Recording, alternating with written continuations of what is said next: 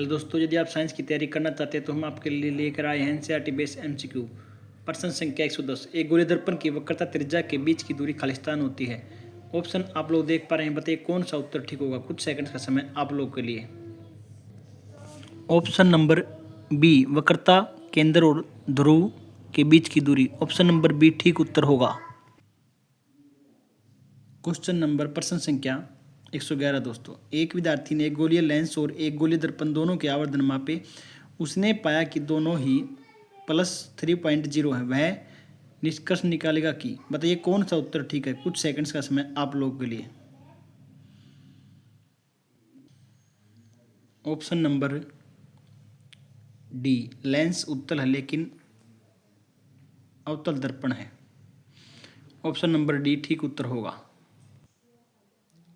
प्रश्न संख्या 112। गोलीय दर्पण के लिए यू, वी और एफ के बीच सही संबंध क्या है। ऑप्शन आप लोग देख पा रहे हैं, बताइए कौन सा उत्तर ठीक होगा। कुछ सेकंड्स का समय आप लोगों के लिए।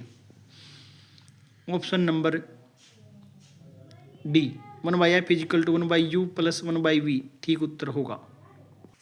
प्रश्न संख्या 113। एक प्रकाश किरण माध्यम ए से माध्यम बी में प्रवेश करती है और परिणाम स्वरूप यह माध्यम बी में अभिलंब से दूर की ओर झुक जाती है। माध्यम ए के सापेक्ष बी का अपर्दानांक खालिस्तान होगा। 1 से अधिक, 1 के बराबर, 1 से कम, 2 के बराबर।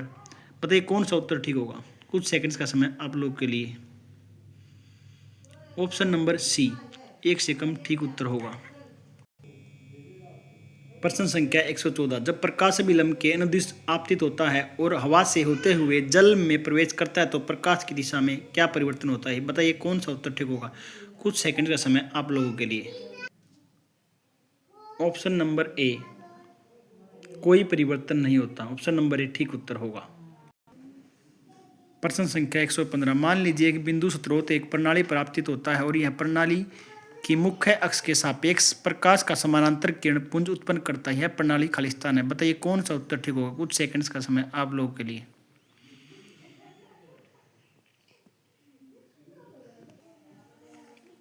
ऑप्शन नंबर सी, या तो अवतल दर्पण या उत्तल लेंस। ऑप्शन नंबर सी ठीक उत्तर होगा। निम्नलिखित में से कौन सा यंत्र अपवर्तन के सिद्धांत पर कार्य करता है। बताइए कौन सा उत्तर ठीक होगा। कुछ सेकंड्स का समय आप लोगों के लिए। ऑप्शन नंबर बी, चश्मा ठीक उत्तर होगा।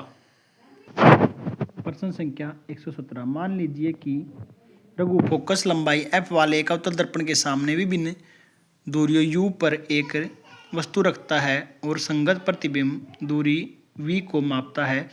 u और v के मानों का उपयोग करके रघु ने आवर्धन m और v के बीच ग्राफ खींचा।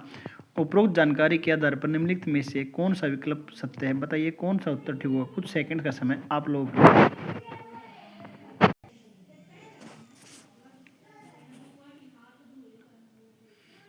ऑप्शन नंबर डी ठीक उत्तर होगा।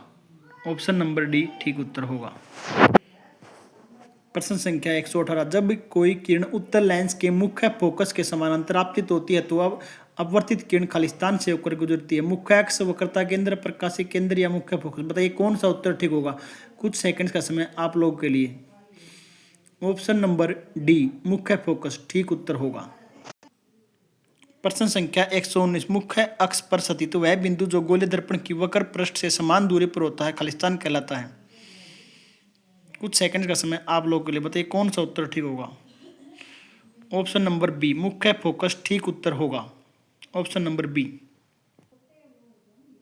प्रश्न संख्या 120। वर्षा के बाद वायुमंडल में जल की निलंबित बूंदों से